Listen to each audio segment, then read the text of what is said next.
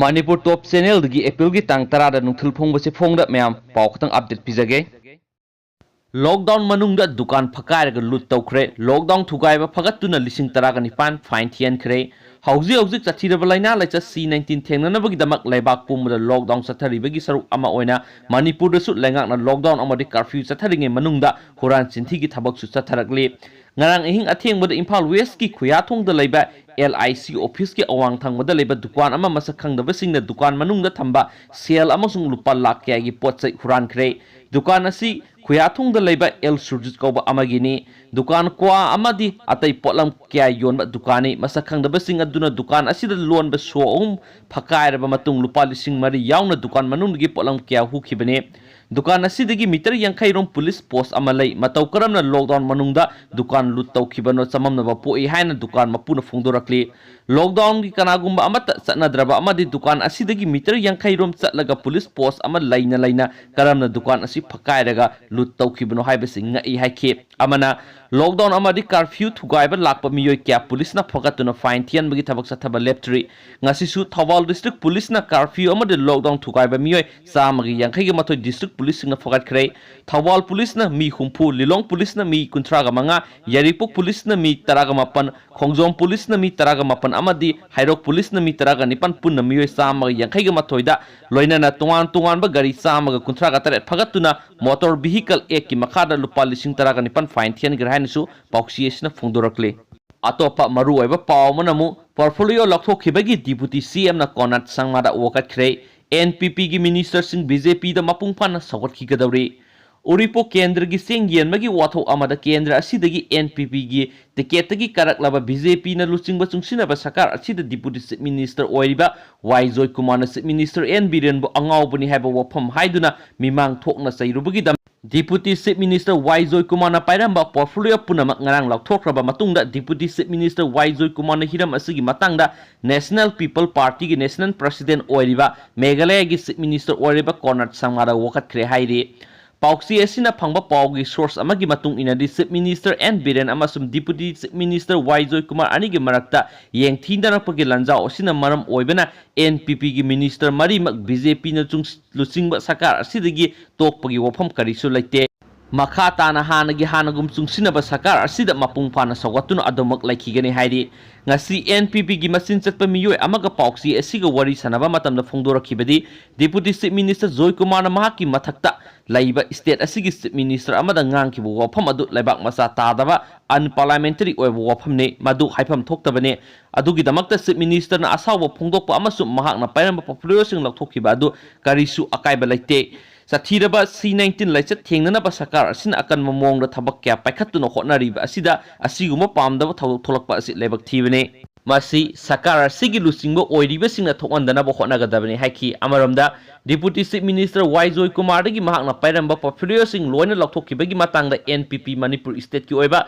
athuba meeting ama kohonbinabagi damakta Waijoy Kumar gi mafamdagi haijarakpa leire hairi adubo hojimaki oinadi NPP Manipur State ki oina hiram asigi matangna meeting tawduna khanabagi wa laite party asigi lusingba amana leibak masa tadaba wafam chief minister gi mafamda haikiba adugi phaldi masana phangjafam thokpane masina NPP Manipur State ki oinadi thogdokna haksina laude BJP na lusingba chungsinaba sakar asida makha tana mapung phana hanagum sawatkhigani hairi hauzik thokliba wathok asida NPP Manipur State na lumna laude hairi amaromda ngasi NPP minister marigi oiba mifam ama pangthoktuna wa khanaki hauzik phawbagi oinadi wafam aduna kari karamba warep laukhibagi haibadugi matangda press na paw phangba ngamdri atopa maru oiba paw manamung Hauzik ki laina laisa C19 ki update ta Assam da koi North East ko ni hana Assam da miyo ama sikrai aduga India ki siba masing sani ga kun mapan jawre positive mi masing na lising taruka sani pang na kun ga mga sukrai aduga maru oiba content ni myam hayeng curfew kom tholaga kaithel dukan petrol pump open sale tawgadori hairi